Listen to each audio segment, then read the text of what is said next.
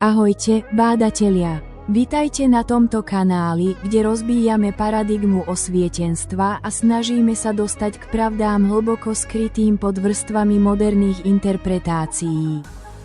Dnes pokračujeme v našom výskume slovanského jazyka.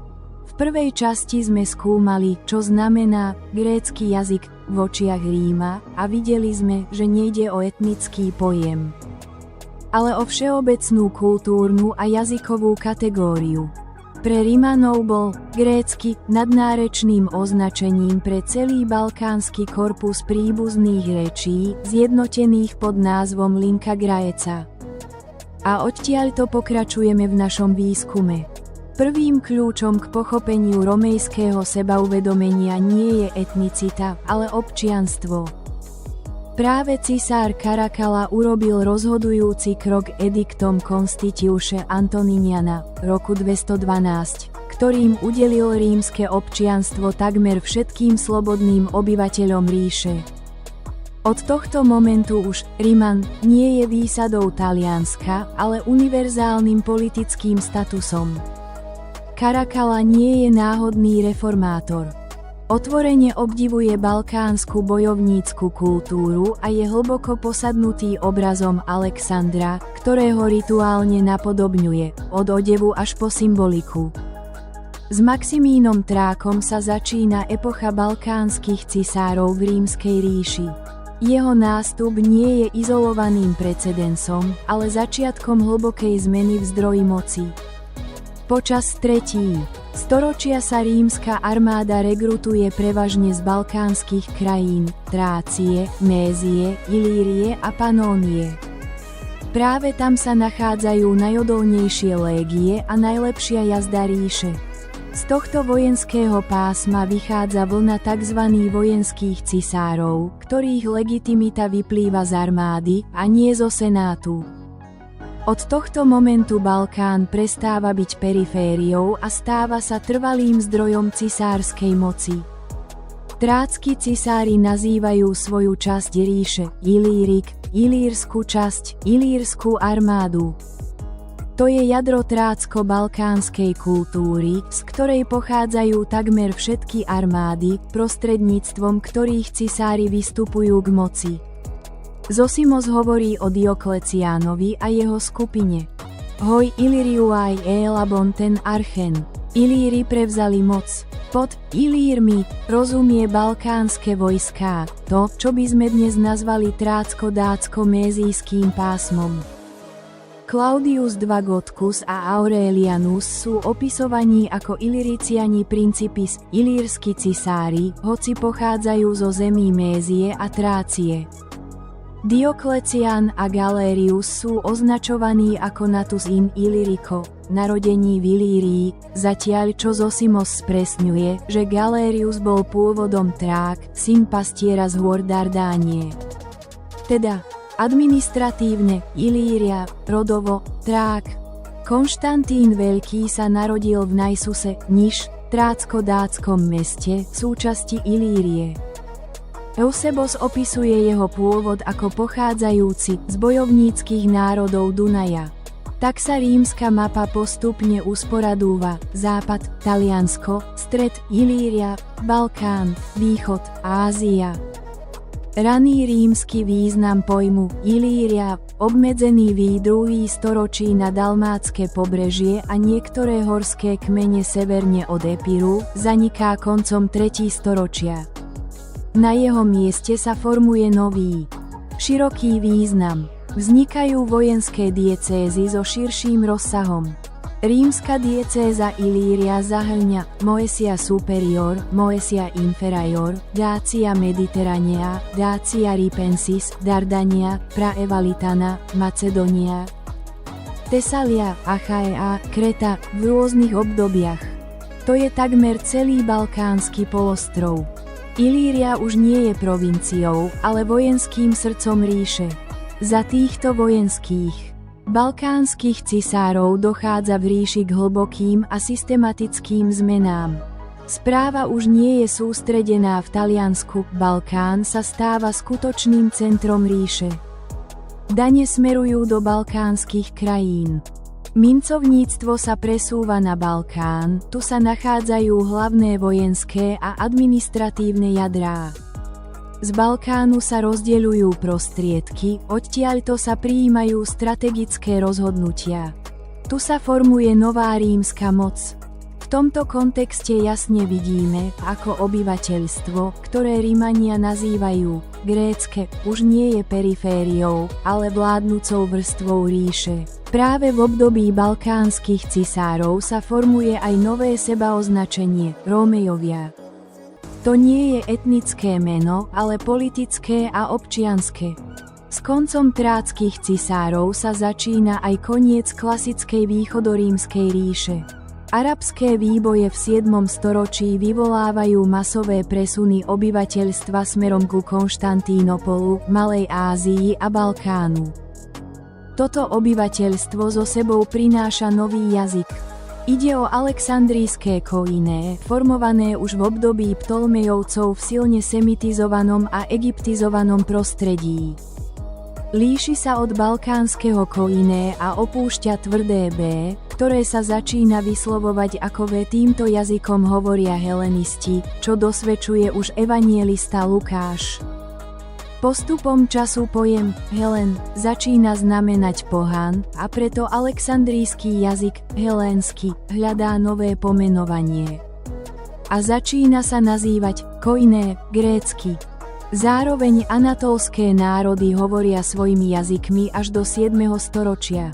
Existujú svedectvá, Simokata hovorí, že v Anatólii sa hovoria rodné jazyky, Malalas opisuje anatolské reči, nápisy z Likaónie, Pizidie a Kapadócie sa nepodobajú gréčtine, životopisy opisujú anatolský jazyk. To ničí tézu, že gréčtina bola ľudovým jazykom Malej Ázie.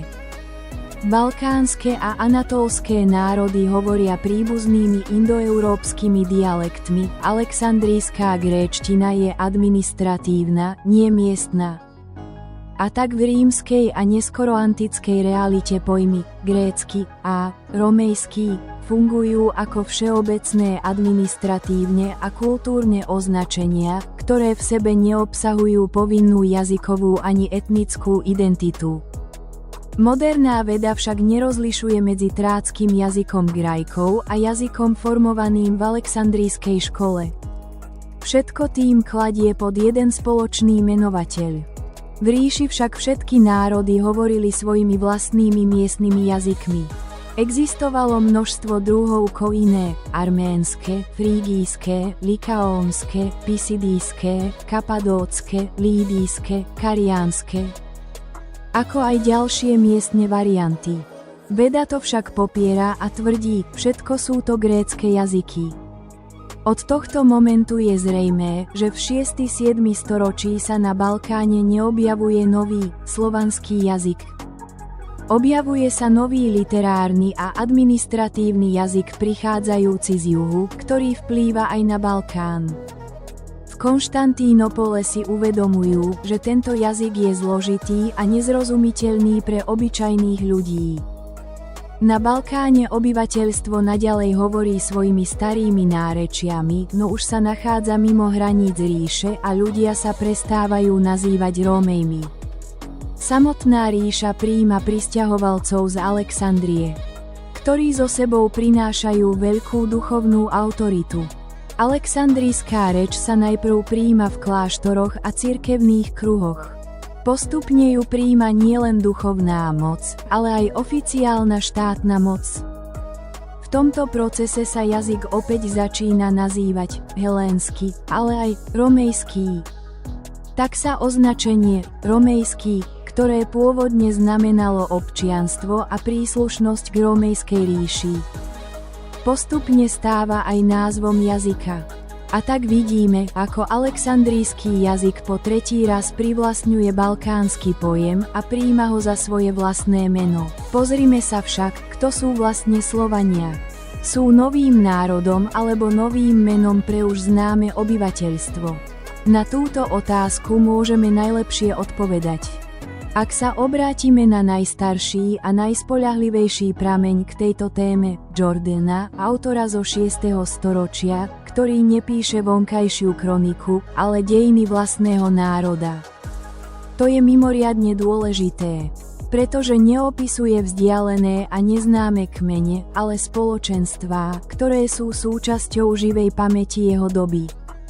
Postupnosť u Jordana je jasná a usporiadaná. Vo svojom diele Getika Jordanes začína najstarším menom národa, Geti. Výslovne uvádza, že Geti a Goty sú to isté, len v rôznych časoch nazývaní rôznymi menami. Ide o jeden a ten istý národ, sledovateľný naprieč storočiami. Jordanes umiestňuje tento národ do krajín pri Dunaji, ktoré nazýva Mézia a Skýtia, a dodáva, že starovekí autori nazývali Mézov Getmi. Tým jasne fixuje geografický rámec, Dunajsko-Balkánsky a Severodunajský svet.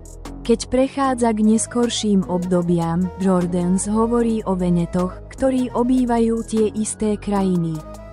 Zdôrazňuje, že Veneti pochádzajú z rovnakého koreňa, hoci sú rozmiestnení v rôznych oblastiach.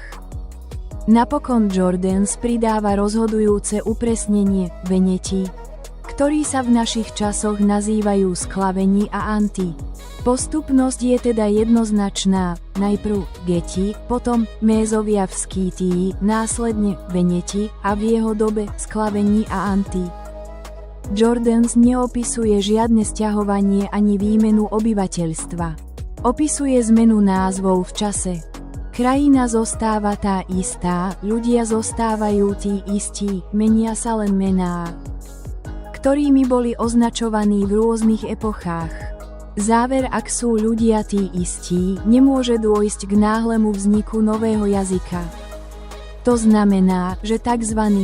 Slovania nie sú novým národom, ktorý prišiel na Balkán v 6.-7. storočí, ale starým balkánskym obyvateľstvom, ktoré bolo v rôznych obdobiach nazývané Geti, Mézovia, Veneti, Anti a Sklaveni. Je dôležité jasne pochopiť nasledovné. Na začiatku svojho existovania pojmy grécky a romejský neoznačujú ani konkrétny jazyk, ani národ v etnickom zmysle. Označujú kultúrno-politické a civilizačné spoločenstvo. Grécky pôvodne znamená príslušnosť k spoločnému kultúrnemu prostrediu, nie hovorenie jedného jediného jazyka. Romejský znamená príslušnosť k rímskej, rómejskej ríši, štátnu a politickú identitu, nie jazykovú ani národnostnú.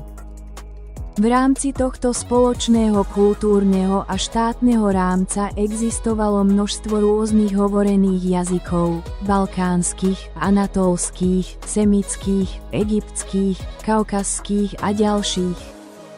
Nezanikajú a nie sú rušené pojmami grécky alebo romejský. Naopak, všetky tieto jazyky majú plné právo nazývať sa romejskými v zmysle, že sa hovoria v rómejskej ríši. Ako aj gréckymi v kultúrnom zmysle, v ktorom tento pojem označuje spoločný civilizačný rámec a nie konkrétnu etnickú alebo jazykovú normu. Preto ani grécky, ani romejský pôvodne nie sú jazykové alebo národnostné kategórie. Sú to nadjazykové a nadetnické pojmy, ktoré spájajú rôzne národy a jazyky v rámci jednej spoločnej kultúry a štátu. Až oveľa neskôr sa tieto pojmy začínajú mylne chápať ako označenia jedného národa a jedného jazyka. Videli sme však aj niečo mimoriadne dôležité. V žiadnom okamihu od antiky cez stredovek až po osvietenstvo sa nikto sám neoznačuje ako Grék. Slovo Grék nie je vnútorné sebaoznačenie. Je to vonkajší, rímsky pojem, administratívny a geografický termín, ktorým Rím označuje hovoriacich linka Graeca. Nejde o etnické meno a nepoužíva sa ako sebaoznačenie miestnym obyvateľstvom. Ďakujem vám, priatelia, že ste sledovali toto video. Prihláste sa na odber kanála a zanechajte svoj názor v komentároch.